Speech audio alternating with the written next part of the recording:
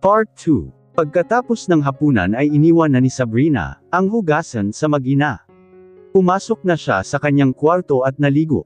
Pinasadya ng nanay niya na lagyan ng sariling banyo ang kwarto niya dahil minsan na siyang nahulog sa hagdan kamamadali kasi ihing-ihi na siya. Sa ground floor lang kasi may palikuran. Ayaw naman niyang gumamit ng Arnola. Nakahiga na siya sa kama nang maisip niya si Hunter. Natutuwa siya dahil naalala siya ni Hunter. Nagtataka pa rin siya kasi imposibleng kaagad nitong natandaan ang mukha niya. Bata pa siya noong huli silang nagkita. Ang daming magandang nangyari sa araw niya. Sa wakas ay nagkasundo rin sila ni Samantha. At ang higit na nakatutuwa ay ang natuklasan niya na hindi na pakakasalan ni Samantha si Hunter. Pero nababahala siya para kay Hunter. Paano kung bumalik na ang alaala nito at si Samantha pa rin ang mahal? Alas 12 na ng gabi pero gising pa rin ang diwa ni Sabrina. Hindi maalis sa isip niya ang senaryo sa ospital, noong pinigilan siya ni Hunter sa pag-alis. Pero hindi dapat siya mag-assume na magiging maganda ang pagkikita nila ulit ng binata. May sakit pa ito. 4 na oras lang ang tulog ni Sabrina. Maaga pa rin siyang nagising dahil may usapan sila ni Adele na before 8 ay makaalis na sila sa opisina. Gaganapin kasi ang meeting sa Manila Hotel. Magpupulong ang mga owner ng real estate developer para sa kooperasyon at bagong patakaran sa industriyang iyon. Dahil wala si Hunter, siya at si Adele ang representative. Kapag daw nakabalik na sa trabaho si Hunter, siya pa rin ang palaging makakasama nito. Papikit-pikit ang dalaga habang nakikinig sa speaker. Naroon na sila sa conference room ng naturang hotel. Halos hindi makapasok sa kukuti niya ang mga sinasabi ng speaker. Mabuti na open niya ang voice recorder ng cellphone niya. Saka na niya iyon ay review pagdating niya sa opisina. Pagkatapos ng tanghalian ay mag-isa siyang bumalik sa opisina, dahil may importanteng lakad si Adele. Pagpasok niya sa kanyang opisina, katabi lang ng opisina ng CEO ay nagulantang siya ng madatnan doon si Madam Lorena. Naka-adi 4 ito habang nakaluklok sa silyang katapat ng lamesa niya. She looks stunning with her maroon skirt and white blouse. Bakit ito naroon? Dapat ay nasa kapitulyo ito. Good afternoon po, madam. Bati niya rito. Tumayo ito at malapad na ngumiti. Same to you, iha, ganti nito. I just dropped by to pick you up. Ho, noindang siya. Sorry. I know you have a lot of works to finish but my son never stops calling me at the office hour. Bakit po? He wants to see you. Hindi ka raw bumalik kahapon sa ospital. Hinintay ka niya. Kumabog ang dibdib niya. Kasi po nag-overtime ako. At saka may bisita po ako sa bahay kaya hindi na ako nakaalis, paliwanag niya. Never mind. Just prepare yourself and we will go to the hospital later. Lumapit naman siya sa lamesa at inayos ang naiwan niyang trabaho. Babalikan na lang niya iyon. Tahimik si Sabrina habang katabi si Madam Lorena sa backseat ng limousine. Patungo na sila sa St. Luke's Medical Center kung saan si Hunter. You know, Sabrina, your mother was a nice person, mamaya ay sabi ni Lorena. Na-amaze siya dahil hindi pa siya nito nakalimutan. Noong na-interview siya ng HR staff ng Montecillo ay nagkita, sila ng ginang at nakilala kaagad siya nang mabasa ang kanyang pangalan. That's true po, Anya. Emily was better than me when it comes to caring and raising a child. Marami akong pagkukulang sa anak ko. Napabayan ko siya dahil inuuna ko ang pangarap ko na makilala sa larangan ng politika. Akala ko ay sapat na ang salapi upang maganpanan ko ang pagiging ina kay Hunter. But it's too late to feel regret, kumpisal ng ginang. Kunot noong pinagmasdan niya ito. Hindi niya ito maintindihan. Kung magsalita ito ay tila ang laki ng kasalanan nito sa anak. Ano ba talaga ang nangyari kay Hunter? Maayos niyo naman kung napalaki si Sir Hunter. Magaling siyang mamahala ng business, komento niya. I wish that's only a reason. Naudlot ang kwentuhan nila ng ginang nang huminto ang sasakyan sa malawak na parking lot ng ospital. May mga bodyguard pa na nagbukas ng pinto para sa kanila. Nakabuntot pa rin ang mga ito sa kanila hanggang sa loob ng ospital. Mga nakasuot na itim ang mga ito. Pagpasok sa ward na inuukupan ni Hunter ay nadatnan nila si Samantha na kausap ng binata. Mukhang nagtalo ang dalawa dahil matalim ang titig ni Hunter kay Samantha. Mamaya ay nagpaalam si Samantha. Sinundan naman kaagad ito ng ginang. Naiwan siya kasama si Hunter. Biglang umaliwalas ang mukha ng binata. Ang pagkaing hindi nito ginagalaw ay kinuha nito at ipinatong sa mga hita nito. Nakaupo lang ito, habang nakasandal sa headrest ng kama. I'm glad to you again, sabi, anito. Nasorpresa siya. Alam pa nito ang palayaw niya. Pakiramdam niya'y may nagliliparang paro-paro sa loob ng tiyan niya. Nasasabik siya. Sorry hindi ako nakadalaw kahapon. May emergency kasi sa bahay, alibay niya. It's okay. Sinabi naman ni Adele na nag-overtime ka nang tawagan siya ni Mommy. Nakakaalala ka na ba? Tanong niya. Umiling ito. I still can't remember about the events after the last time I saw you, turan nito. Hindi niya maalala kung saan sila huling nagkita. 12 years old ako noong umalis kami ni nanay sa bahay ninyo, sabi niya. Yes, but I saw you after I graduated from high school. Kasama mo ang mga kaklase mo na nanood ng fireworks display sa plaza noon. I can't forget your face. You're in my dream while I'm unconscious, ikaw lang ang naaalala ko. And when I opened my eyes, I saw you standing beside me, watching me and holding my hand, kwento nito. Yes, but we never meet again after you graduated from high school, sabi niya. Are you telling the truth? Dad ang tanong nito. Yes. Nakikita lang kita sa TV, dyaryo pero hindi kita nalapitan ng personal. Why? Nangunot ang noo nito. Kasi hindi ka na marriage. Nahihiya ako sa'yo. Tumawa si Hunter. That's a joke. I never changed, Sab. Hindi mo kasi naaalala ang mga nangyari sa'yo this few years. You're engaged to Samantha. Yes, but she said, she doesn't love me. She's in love with someone else. But you're in love with her. No, I didn't feel love for her. Our wedding was just arranged. Maayos na ang pagpapakasal ninyo, na dyaryo na. Mapag-uusapan kayo ng madla kung biglang hindi matuloy ang kasal. At saka, paano naman ang parents mo? Hindi na nagkaimik si Hunter. Maya-maya ay pumasok na ang mommy nito. Lumayo naman siya rito at umupo sa couch. Payapa namang nag-usap ang mag-ina at nagkasundo na matutuloy ang kasal ni Hunter at Samantha. Biglang nanlumos si Sabrina. Hindi niya maintindihan bakit siya nasasaktan. Ang alam niya ay crush lang naman niya si Hunter, a secret admiration. Hindi na nagkaroon ng pagkakataon si Sabrina na makausap si Hunter, dahil dumating ang daddy nito.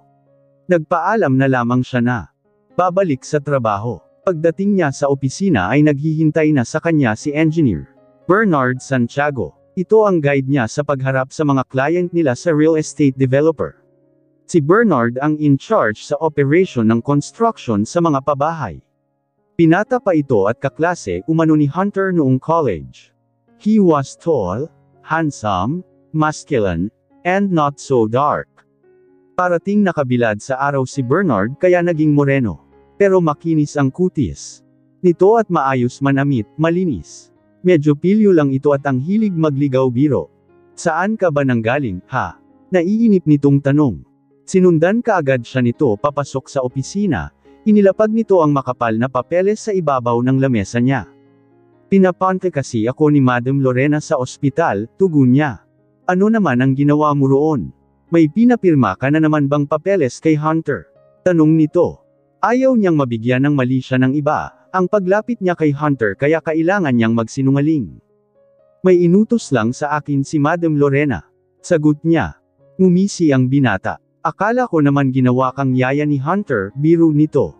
Matabang siyang ngumiti. Mukhang close itong si Bernard kay Hunter, dahil nagagawa nitong magbiro. Kung sa bagay, college friends ang mga ito. Pansin din niya na karamihan sa mga engineer at architect ng kumpanya ay magabata pa. Karamihan nasa 30-something. Ang pinakabata ay si engineer Emer na 3 taon pa lang doon. Anak daw ito ng nagretiro na engineer doon. Siya nga pala, dahil hindi pa makababalik sa trabaho si Hunter, ikaw muna ang sumama sa akin para sa meeting bukas sa construction site, kasama ang board member ng client. Gusto nilang may discuss mabuti ang agreement since government project itong new project natin. Para ikaw na rin ang mag-explain kay Hunter kung ano ang napagkasunduan, pagkuwan ay sabi ni Bernard. Sige, Anong oras ba ang meeting bukas? Aniya. After lunch, sagot nito. Naglapad ito ng calling card sa lamesa niya. Just call me if ready ka na para sisunduan kita bukas dito. Saang lugar ba gaganapin ang meeting? Sa ongoing housing project sa Rizal. Tayo ang contractor doon. Bale ang may-ari niyon ay isa. Sa senador. Okay, tatawagan na lang kita. Kinuha niya ang calling card nito. Or bigay mo rin sa akin ang contact number mo para kapag nagbago, ang oras ay matawagan ka agad kita. Hindi na kasi ako dadaan dito bukas. Kakaiba ang pahiwatig ng ngiti ni Bernard. Gayunpaman ay ibinigay niya rito ang contact number niya. Thanks beautiful, anito pagkakuha ng numero niya na naisulat sa papel. Mabuti na lang ikakasal na si Hunter, kung hindi ay hindi kanya pakakawalan. Sa ganda mong iyan, may lahi ka bang foreigner? Anito. Nag-init ang mukha niya. Lahat ata ng taong una siyang nakilala ay tinatanong kung may lahi siyang foreigner. Hindi naman niya itinatanggi. Ang totoo dahil kita naman sa mga mata at kutis niya. Ang lolo ng nanay ko sa mother side ay Mexican national, tugon niya. Kaya pala, kalahi mo pala si Marimar, pilyong sabi nito. Kilala niya ang karakter ni Marimar kasi paborito yung panuuri ng nanay niya noong dalaga pa ito. Kahit noong malaki na siya ay may CD ang nanay niya ng Mexican drama. Maloko ka talaga, amuse na sabi niya. Joke lang. Ang seryoso mo kasi. Sige, see you tomorrow, anito saka nagpaalam. Tumango lang siya. Naalala na naman niya ang kanyang ina. Parang sumpa na naman ng nanay niya ang pagiging kabit sa ina nito. Naging kabit din ang lola niya ng lolo niya na Mexican national na nakilala ng lola niya sa Singapore. OFW ang lola niya noon. Umuwi ang lola niya noon na buntis. Mabuti tinanggap ng bagong asawa nito, na siyang tatay ng tita Maylin niya ang kanyang lola at pinakasalan.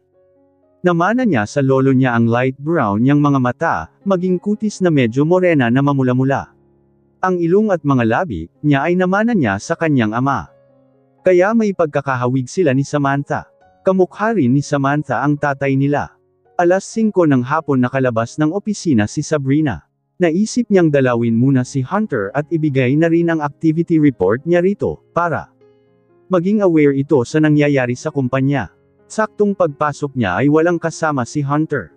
Nakatulog ito. Dahan-dahan siyang lumapit dito at inilapag sa mesita ang dala niyang portfolio. Ayaw na sana niya itong abalahin ngunit bigla itong nagising pero tila na alimpungatan. Tama na, sigaw nito. Nagulat siya at nasagi niya ang basong nakapatong sa mesa. Mabuti hindi ito nahulog, natumble lang. Tumuli ng tibok ng puso niya. Biglang nanginig si Hunter. Sinugod niya ito at niyakap upang mapigil ang panginginig nito. Bigla itong kumalma at tula lang nakatitig sa kanya. Naalala niya, noong unang pagsama niya sa nanay niya sa bahay ng mga ito, niyaya siya ni Hunter na maglaro ng basketball. Hindi siya marunong kaya taga-abot lang siya ng bola rito. At ilang minuto ang lumipas ay biglang nagsisigaw si Hunter, inuuntog ang ulo sa poste ng ring. Noong niyakap niya ito ay biglang kumalma. Akala niya noon ay normal lang iyon dahil okay naman si Hunter kapag kasama niya. Sabbigkas nito. Oo, ako nga, aniya. Kumalas siya rito. Tamang-tama naman pumasok ang bantay nito, marahil ay isa sa kasambahay ng mga Montecillo. May pumasok ding nurse. Hinatid ko lang ang activity report ko, nasa mesa, aniya. Tumango lang ang binata. Nang inas-ikaso na ito ng nurse na lalaki ay nagpaalam na siya. Wala naman itong sinabi. Sunod-sunod ang appointment ni Sabrina sa labas kasama ang ibang staff. Ilang araw na rin siyang ginagabi ng uwi. Biyernes ng umaga pagpasok niya sa opisina ay nagtataka siya bakit nagkakandara pa ang ibang staff sa pag-aayos ng mga working table ng mga ito. Anong meron? Tanong niya sa accounting officer na si Marby. Magre-report na raw si Sir Hunter. Turan nito. Noindang siya. Nakalabas na pala ng ospital si Hunter. Halos isang linggo na rin ang nakalipas noong huli niya itong dinalaw sa ospital. Bakit natatarante kayo? Aniya. Bakit hindi? Halimaw yon. Lalong mainit ulo yun dahil hindi na matutuloy ang kasal niya. Natigilan siya. Iniwan na lang siya ni Marby ay wala pa rin siyang kibo. Talaga palang nakipagpaghiwalay na si Samantha kay Hunter. May kung anong kumukurot sa puso niya. Dumiretso na lamang siya sa kanyang opisina. Makalat din ang office table niya kaya ito muna ang inayos niya. Nahawa na siya sa ibang staff. Wala siyang ideya kung paano maging boss si Hunter. Pero bigla siyang kinabahan sa sinabi ni Marby na halimaw raw si Hunter. Umupo na siya sa harap ng lamesa at sinimulan ang trabaho. Nagsisimula pa lang siyang magtipa sa keyboard ng computer ay napatigil siya ng biglang maingay sa labas. Maya-maya ay may kumatok sa pinto. Tumayo siya at lumapit sa pintuan. Pagbukas niya ay bumungad sa kanya si Adele. Natataranta ito. Ayusin mo kaagad lahat ng papeles na naipon simula noong nakaraang linggo. Isama mo sa report ng mga transaksyon natin at mga approved project proposal. Kailangan maipakita mo kay Sir Hunter, ang mga iyon bago sumapit ang tanghali, sabi nito. Sige po, ayusin mo mabuti. Ayaw ni Sir na magulo ang filing ng papeles at nakaayon dapat sa petsa. Yes, ma'am. Umalis din ito kaagad. Natataranta na rin siya. Magulo pa naman ang papeles. Hindi pa niya na-print ang transaction report, merit of meetings nila. Ring ng ring pa ang telepono niya. Tumatawag ang ibang staff mula sa branch office sa Calabarzon. Bago kasi makarating kay Hunter ang concern ng mga ito, sa kanya muna dumadaan at siya na ang magsabi kay Hunter. Humihilab na ang sikmura niya. Hindi pa niya natatapos ang report dahil matagal mag-submit ng report ng mga ito ang nasa branch office. Kailangan pag-isahin na lang. Saktong alas 12 ng tanghali ay naayos niya ang files. Nanginginig na siya sa gutom. Bitbit ang makapal na papeles ay nagtungo siya sa opisina ng CEO. Natuklasan niya na ang mami pa rin pala ni Hunter ang presidente ng Montecillo Group. Kaya ito pa rin ang may kontrol sa daloy ng negosyo. 2 beses niyang pinindot ang button sa may gilid ang pinto ng opisina. Nang bumukas ay dagli siyang pumasok. Bago ang working area ng CEO ay may dadaan ng lobby. Papasok na siya sa glass door na sensor. Saktong pagbukas ng pinto ay namataan niya si Hunter na, nakatayo sa tapat ng glass window, nakatalikod habang nagsusuot ng puting polo. Ang lapad ng likod nito na may naggagalawang muscles. Ang tangkad nito, siguro nasa 6 foot. Malayo pa lang ay nasa samyu na niya ang masculine perfume nito na nakaaakit. Good afternoon, sir, malumanay niyang bati. Nangangatal ang katawan niya dahil sa pagkakagutom. Pandesal at gatas lang ang almusal niya dahil walang natirang kanin. Kumarap sa kanya si Hunter habang binubotones ang polo nito. Nasal ayan niya ang matipunong dibdib nito at puso na may nagkaparte-parteng muscle. Nai-imagine niya ang pandesal na kinain niya sa abs nito. Napalunok siya nang tumingin siya sa mukha nito. He stared at her sharply. He looks like a hungry beast, a handsome beast. Hi, sub. I missed your beautiful eyes, paanos na sabi nito. Nag-init ang kanyang mukha. Pakiramdam niya'y may kung anong bamara sa dibdib niya. Magsasubmit lang po ako ng report, sabi niya. Come here, closer, honey. Anito, ang sweet. Kinikilabutan siya. Umakbang siya palapit dito. Mabuti nagsuot na rin ito ng black suit, inilapag niya sa lamesa nito ang makapal na papeles na may 3 folder. Hindi niya napigilan ang panginginig ng kamay niya. Kumislot siya nang hulihin ni Hunter ang kanang kamay niya. Automatikong napatitig siya sa mukha nito. Kunot noong nakatitig ito sa kanya. Why are you shaking? Tanong nito. Akmang babawiin niya ang kanyang kamay ngunit lalo nitong hinigpitan ang pagkakahawak. Kasi hindi pa ako kumakain, sagot niya. Who forced you to work hard without even eating your meal, ha? I'll fire those idiots. Noindang siya. No, nothing. I just did this by myself to submit this report to you as soon as possible, kinakabahan niyang sabi. Ako lang ang masusunod sa kumpanyang ito.